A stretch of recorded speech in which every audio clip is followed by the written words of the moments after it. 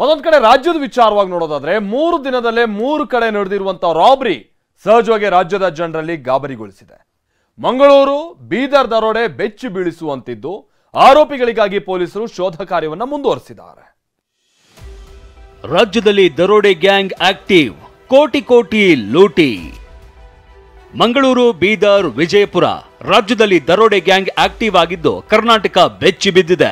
ನಿನ್ನೆ ಮಂಗಳೂರಿನ ಕೋಟೆಕಾರು ವ್ಯವಸಾಯ ಸೇವಾ ಸಹಕಾರಿ ಬ್ಯಾಂಕಿಗೆ ಎಂಟ್ರಿ ಕೊಟ್ಟಿದ್ದ 5 ನಗದು ಹಾಗೂ ಚಿನ್ನಾಭರಣದೊಂದಿಗೆ ಎಸ್ಕೇಪ್ ಆಗಿದ್ರು. ಫಿಯೇಟ್ ಕಾರ್ನಲ್ಲಿ ಬಂದು ದರೋಡೆ ಮಾಡಿ ಹೋಗಿದ್ದ ಆರೋಪಿಗಳು ತಲಪಾಡಿ ಚೆಕ್ ಪೋಸ್ಟ್ ನಲ್ಲಿ 150 ರೂಪಾಯಿ ಶುಲ್ಕ ಪಾವತಿಸಿ ಟೋಲ್ ದಾಟಿದ್ದಾರೆ. ಆದ್ರೆ ಕೇರಳಕ್ಕೆ ಹೋದ್ರ, ತಮಿಳುನಾಡಿಗೆ ಹೋದ್ರ ಅನ್ನೋದು ಡೌಟ್ ಶುರುವಾಗಿದೆ. ಕೃತ್ಯಕ್ಕೆ 2 ಕಾರ್ ಬಳಸಿ ರೌಂಡ್ಸ್ ಹಾಕಿರುವ ಖದೀಮರು ಪೊಲೀಸರನ್ನೇ ದಿಕ್ಕು ತಪ್ಪಿಸಿದ್ದಾರೆ. ವೇಷ ಬದಲಿಸಿ ಬೀದರ್ ದಾಳಿಕೋರರ ಕಳ್ಳಾಟ. ಅತ್ತ ಬೀದರ್ನಲ್ಲಿ ಎಟಿಎಂ ವಾಹನದ ಮೇಲೆ ದಾಳಿ ಮಾಡಿ 83 ಲಕ್ಷ ಕದ್ದೊಯ್ದಿರುವ ಆರೋಪಿಗಳು ಕಳ್ಳಾಟವಾಡ್ತಾ ಇದ್ದಾರೆ. ನಿರ್ಮಾಣ ಹಂತದ ಕಟ್ಟಡಗಳಲ್ಲಿ ಬಟ್ಟೆ ಬದಲಿಸಿ ವೇಷ ಬದಲಿಸಿಕೊಂಡು ಊರಿಂದ ಊರಿಗೆ ಪರಾರಿ ಆಗ್ತಾ ಇದ್ದಾರೆ. ಆರೋಪಿಗಳಿಗಾಗಿ ಪೊಲೀಸರು ಬಲೆ ಬೀಸಿದ್ದಾರೆ. ಹೀಗೆ ಒಂದಾದ ಮೇಲೊಂದು ದರೋಡೆಗಳಾಗ್ತಾ ಇದ್ದು ಬಿಜೆಪಿ ನಾಯಕರು ಟೀಕಿಸಿದ್ದಾರೆ.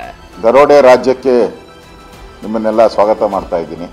5 ನಿಮಿಷದಲ್ಲಿ 15 ಕೋಟಿ ಲೂಟಿ. ಅದು ಸಿಎಂ ಅವರು ಹೋಗ್ತಾರೆ ಅಂತ ಗೊತ್ತಿದ್ದು ದರೋಡೆ ಮಾಡಿದ್ದಾರೆ ಅಂತ ಅಂದ್ರೆ ಯಾವುದೇ ರೀತಿಯಾದಂಥ ಕಂಟ್ರೋಲ್ ಇಲ್ಲ.